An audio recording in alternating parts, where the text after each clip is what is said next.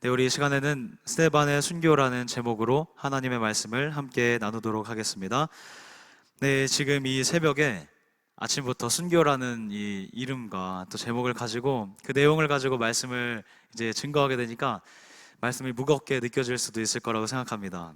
그런데 우리가 이 스데반의 이 모습을 통해서 다시 한번 그 신앙에 그 주시는 그 교훈을 얻을 수 있는 그 기회가 되기를 소망합니다.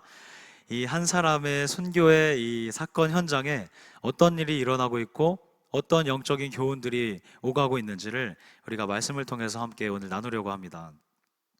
우리가 잘 알고 있듯이 교회는 이전부터 초대교회 때부터 계속해서 끊임없이 핍박을 받으면서 그 역사를 지금까지 이어오고 있습니다. 초대교회 때부터 불과 몇십 년 전까지인 그 일제감정기까지, 그때까지만 해도 교회는 온갖 폭력과 그리고 심지어 죽음까지 견뎌야만 했죠.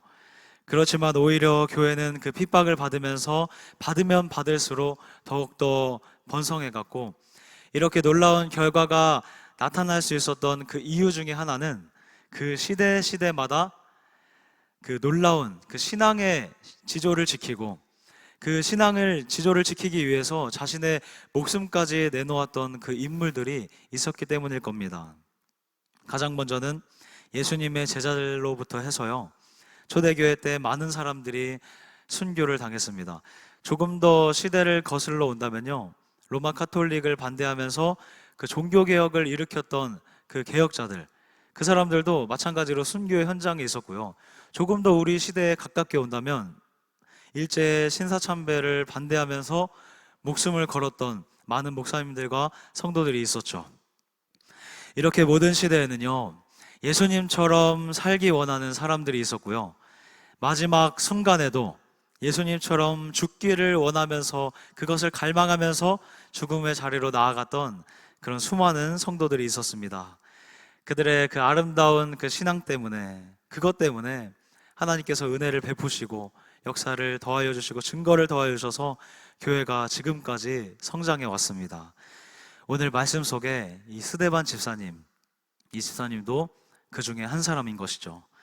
스데반은 거룩한 땅과 성전을 모욕했다는 그 누명을 뒤집어 쓰고 오늘 대제사장과 그 공의의 앞에 서게 됩니다.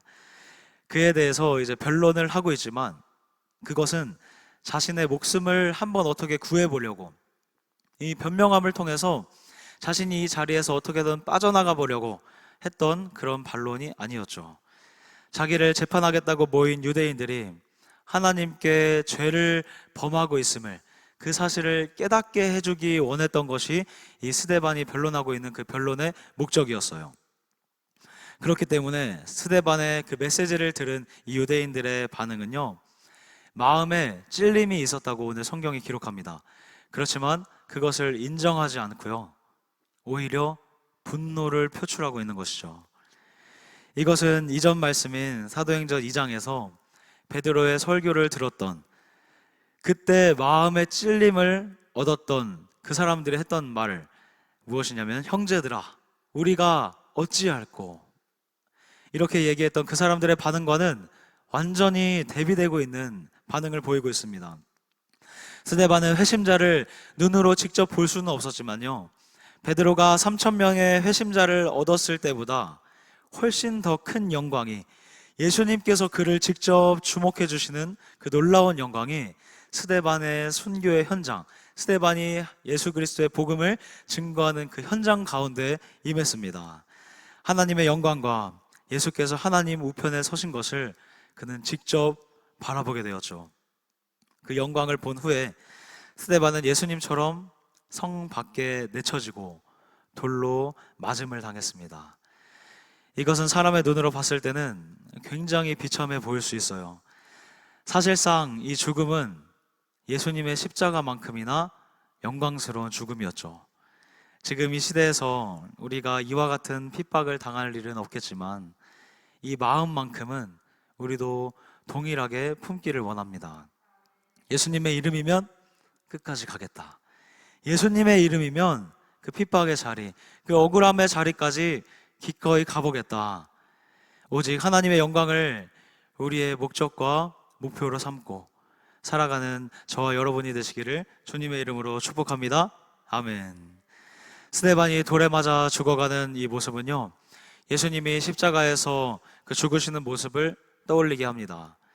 예수님께서 말씀하시죠. 아버지, 내 영혼을 아버지의 손에 부탁하나이다. 이렇게 말씀하시면서 숨을 거두셨던 것처럼 오늘 스데반은 하늘을 바라보면서 주 예수여, 내 영혼을 받으시옵소서. 60절 말씀을 보면 그렇게 얘기하고 있어요. 59절이죠. 또 한 가지는요, 예수님이 십자가에서 뭐라고 하시냐면요, 아버지, 내 영혼을 아버지 손에 부탁하나이다 말씀하시고 저들의 죄를 사하여 주옵소서라고 말씀하시는 것처럼 스데반은 60절 말씀에 고백하듯이 주여, 이 죄를 그들에게 돌리지 마옵소서 이렇게 외치고 있습니다. 뿐만 아니라 죽음의 결과로 일어난 일마저 비슷합니다. 예수님의 십자가 죽으심으로 인하여 일어난 결과는 오히려 그를 전하고자 했던 사람들, 그동안 예수님을 부인하고 그동안 예수님을 믿지 않았던 사람들도 예수님의 십자가 앞에서 그의 죽으심을 보면서 하나님의 아들이라고 고백했어요. 대표적인 인물이 로마의 군대 장관이었던 그 백부장. 그 백부장이 이는 진실로 하나님의 아들이었음을 예수님의 십자가 앞에서 고백하고 예수님의 제자가 되었죠. 그렇게 수많은 제자들이 예수님의 십자가 앞에서 탄생했습니다. 마찬가지로요, 이 스데반의 죽음은 오늘 성경이 증거하듯이 박해를 받고 모든 예수 그리스도의 증인들이 수많은 유대와 사마리아까지 흩어지는 모든 사람들을 제자로 만드는 많은 제자들을 양성하는 그런 증거가 이 스데반의 죽음의 현장 가운데 나타났다는 사실입니다. 우리 그 역사를 우리 8장 1절 말씀을 통해서 우리 함께 확인해 보겠습니다. 함께 읽겠습니다. 사울은 그가 죽임당함을 마땅히 여기더라. 그날에 예루살렘에 있는 교회에 큰 박해가 있어 사도 외에는 다 유대와 사마리아와 모든 땅으로 흩어지니라. 아멘. 네, 우리가 잘 알고 있는 사도행전 1장 8절의 말씀이죠. 사마리아와 온 유대와 모든 땅으로 흩어지는 역사가 이때부터 시작되는 것을 확인하게 됩니다. 이와 같이 스데반 한 사람의 죽음이 미랄이 되어서 복음의 열매를 맺어가는 씨앗이 된 것입니다. 너희가 성령을 받으면 온 유대와 사마리아와 땅끝까지 이르러 내 증인이 되리라고 하나님 분명하게 말씀하셨는데요, 그 내용이 어디로부터 시작되냐면요, 좋은 일로부터 시작되는 것이 아니라, 기쁜 일과 감사함으로부터 시작되는 것이 아니라 한 사람의 죽음으로부터 그 성령의 역사, 그 증인의 역사가 시작되고 있다는 사실입니다. 하나님은 이 스데반의 희생을 결단코 헛되게 하지 않으셨습니다. 아마도 먼저 부름받은 이 스데반은 주님의 품 안에 올라가서 수많은 영혼이 구원받고 있는 그 현장을 아마 함께 바라보고 있었을 것입니다. 그 중에서도 가장 큰 열매가 무엇이었나 하면 오늘 그 죽음의 자리에서 하나님이 준비시키고 계셨던 이 사울이라는 인물이었죠. 성경은 스데반을 죽이려는 거짓 증인들이 옷을 벗어서 사울 앞에 놓은 것과 사울이 스데반의 죽임당함을 마땅히 여겼다는 그 사실을 굳이 기록하고 있어요. 이 사울이라는 인물이 이 장면에서 기록되지 않아도 이 말씀은 충분한데 굳이 성경이 사울이라는 인물을 이 장면에서 등장시키고 있다는 사실입니다. 하나님은 신실한 일꾼이었던 스데반을 데리고 가시면서 그 누구도 예상하지 못했던 사울이라는 사람을 사용하실 것을 계획하고 계셨던 겁니다. 스데반을 핍박하고 죽이는 무리들 편에 서 있던 사람, 당시에도 악명 높았던 사람, 열심당에 속하여서 예수님을 말하는 사람이라면 때리고 감옥에 가두기까지 마다하지 않았던 이 사울이라는 사람을 쓰실 것이라고 누가 이 장면에서 감히 상상이나 했겠습니까? 그 놀라운 일을 우리 하나님이 하십니다. 스데반이 사라져서 생기는 그 공백을 우리 하나님께서는요, 사울이라는 사람을 통해서 이제 완벽하게 채우실 그 준비를 하고 계셨던 사실입니다. 이것이 우리 하나님께서 보여주시는 반전이죠. 대단한 사람이 죽었다고 생각하는 그 순간, 복음이 무너졌다고 생각하는 그 순간, 하나님은 사울을 준비시키시고, 그리고 그 복음을 갖고 있는 예수 그리스도의 증인들을 땅끝까지 전파시키는 그 놀라운 반전의 역사를 하나님이 이뤄가신다는 사실입니다. 사실 하나님께서는 이때뿐만이 아니라 이미 많은 순간에 놀라운 반전을 우리 가운데 보여주셨습니다. 아브라함이 100세가 되던 때 기억하시죠? 이제는 더 이상 가능성이 없다. 나의 종 엘리에셀이 나의 상속자가 될 것입니다 라고 이렇게까지 고백했던 그 아브라함에게 하나님은 떡하니 100세가 되던 때 아들을 주시면서 이 아들 이삭이 너의 상속자가 될 것이다 라고 하면서 예수 그리스도의 계보를 이어가시죠. 뿐만 아니라 사사시대는 어떤가요? 계속 반복되는 죄악으로 인해서 징계를 받았고, 그때마다 끝났다고 생각했습니다. 그때마다 끝났다고 생각하는 매 순간에 하나님은 준비시켜 놓았던 사사를 일으키시면서 이스라엘에게 다시 그 반전, 그 구원을 다시 허락하시죠. 또 모세가 출애굽을 이끌던 그때는 어떤가요? 10가지 재앙을, 그 기적을 바라보면서 홍해 앞에까지 왔습니다. 그런데 바다는 막혀 있었고 애굽의 군대는 쫓아옵니다. 그때도 끝났다고 생각했습니다. 마지막이라고 생각했어요. 정말 이스라엘 백성이 그 자리에서 죽는구나 라고 생각했을 겁니다. 그때 하나님은 바다의 길을 여시면서 그들을 바다 위로 걷게 하십니다. 또 어떤가요? 룻과 나오미에게, 나오미의 남편이 죽고 두 아들들이 죽으면서 가능성이 없었어요. 남자가 죽으면 더 이상 계보를 이어갈 수 없는 시대이기 때문에 이 세 명의 여자는 끝났다고 생각했습니다. 하지만 룻과 나오미는 끝까지 하나님을 붙들고 걸어갈 때 보아스를 준비시키셨죠. 그 보아스를 만나게 하시면서 그냥 족보를 이어나가게 하신 것도 아니라 예수 그리스도의 계보를 이어나가게 하셨다는 사실입니다. 그 하나님께서요, 오늘은 스데반의 뒤를 이어 복음을 이어갈 그 바울을 준비시키고 계셨던 겁니다. 그 동일한 하나님이 바로 우리의 하나님이세요. 살아가다 보면 마지막이라고 생각되는 순간들이 있죠. 와, 이건 진짜 어려울 것 같아. 이건 정말 가능성이 없어. 이거는 어떻게 하나님이 나를 이 상황까지 이끌어 가시지? 이 상황은 나는 할 수 없어. 하나님, 저도 이런 적이 있어요. 하나님께서 해결해 주시던지 저를 어떻게 하시던지 마음대로 하세요. 이런 상황이 우리 가운데 생각보다 자주 옵니다. 바로 그때가 우리 이 반전의 하나님을 경험할 수 있는 기회라는 사실을 우리 이 말씀을 통해 붙들 수 있기를 바랍니다. 내 눈이 보기에는 끝났는데요, 우리 하나님은 새로운 것을 준비시키고 계신다는 사실입니다. 그런데 여기서 분명히 우리가 붙들어야 된다는 사실은요, 하나님이 사울을 보여주지 않으셨어요. 어떻게 사용할지 보여주지 않으셨고요. 이때 당시에도 사울은 여전히 그리스도를 박해하고 있는, 복음과는 완전히 반대되는 삶을 살고 있는 사울인데, 이때 하나님이 준비시켜 놓으셨다고 성경에 사울이라는 이름을 기록하고 있다는 사실입니다. 무슨 말이냐면요, 우리 삶에 끝났다고 생각하는 순간 하나님이 보여주시는 실마리는, 하나님이 보여주시는 응답의 그 작은 손바닥만한 구름은 우리에게 응답을 볼 수 있을 만한 좋은 징조일 수도 있지만, 아무것도 보이지 않을 때, 아무것도 없는데도 하나님은 우리가 보이지 않는 그곳에서 응답을 준비하고 계신다는 사실입니다. 그 응답을 볼지 말지는 우리 믿음에 달려있다는 사실이죠. 그 하나님을 믿고 나아갈 때 반전의 역사를 경험하시는 저와 여러분의 삶이 되시기를 주님의 이름으로 축복합니다. 아멘. 그 하나님의 계획 속에 있었던 그 반전, 이 사울의 등장을 보면 어떤가요? 과격했던 그가 복음 전도자로 쓰임받는 것을 보면요, 하나님의 가능성이 얼마나 무한한지를 정말 잘 알 수가 있는 거예요. 우리가 봤을 때는 이 스데반이 사라지면 하나님 나라가 조금이라도 쇠할 것 같고 복음이 조금이라도 주춤해질 것 같지만, 그렇게 여겼던 그 순간 실상은 그렇지 않은 것이죠. 하나님의 나라는 사울을 통해 오히려 더 빨리 퍼져가는 것을 우리는 이미 알고 있습니다.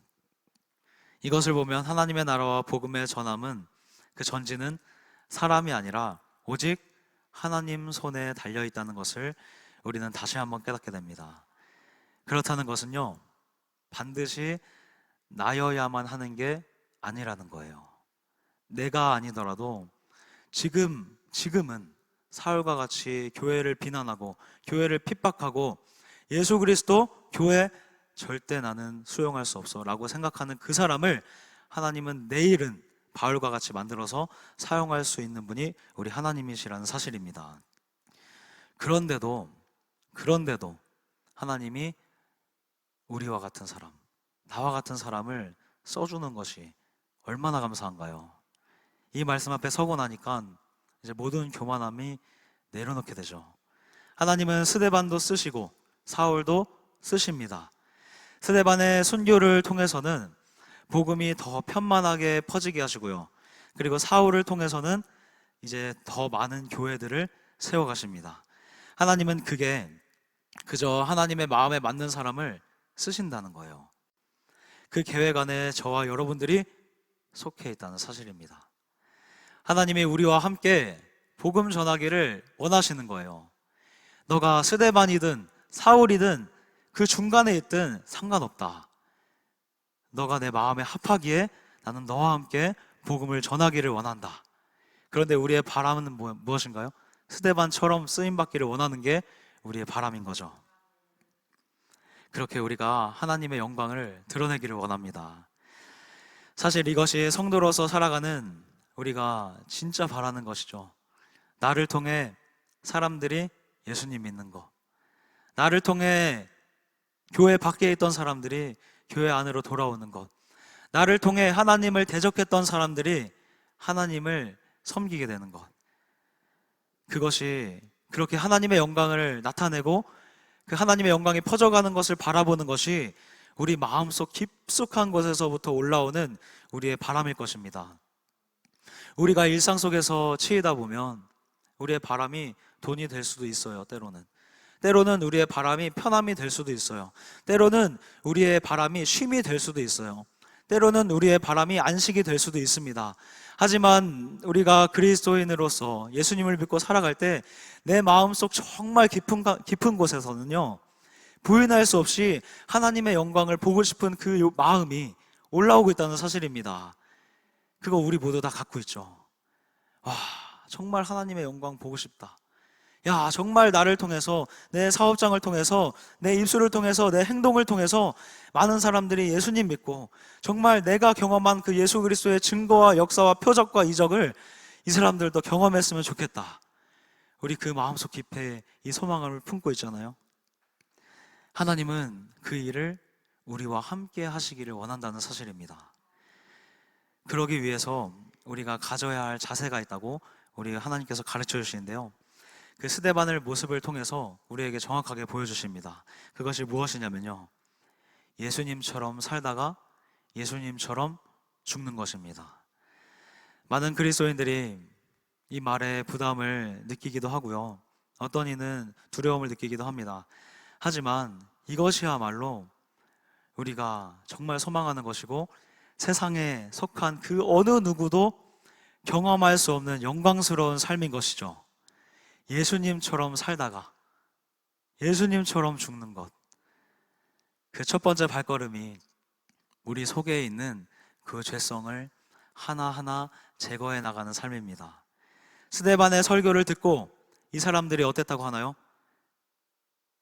이 사람들은 54절 말씀에 보니까 그 말을 듣고 마음에 찔리기는 했어요. 찔림을 받았어요. 하지만 이를 갈면서 스데반을 향해서 돌을 던집니다. 스데반의 설교를 듣고서도 회개하지 못했던 사람들이 이 사람들의 모습이었어요. 그렇기 때문에 예수 그리스도께로 돌아올 수가 없었죠. 날마다 우리에게 하나님께서 말씀하십니다. 이 스데반이 선포되는 말씀, 비단 유대인들에게 하는 말씀뿐만이 아니라 하나님이 우리에게도 주시는 말씀입니다. 그렇다면 우리가 이 말씀을 겸손하게 받고, 내 안에서 회개해야 할 것은 무엇인가, 내 안에 아직도 남아있는 죄성은 무엇인가, 그것을 발견하고 끊어낼 수 있는 또 은혜가 있기를 축복합니다. 네, 그렇게 스데반처럼 예수님을 바라보고 예수님처럼 살다가 예수님처럼 죽음까지 이르고 그렇게 주님을 닮아서 오늘 하루도 살아갈 수 있는 저와 여러분들의 삶이 되시기를 우리 주 예수 그리스도의 이름으로 축복합니다.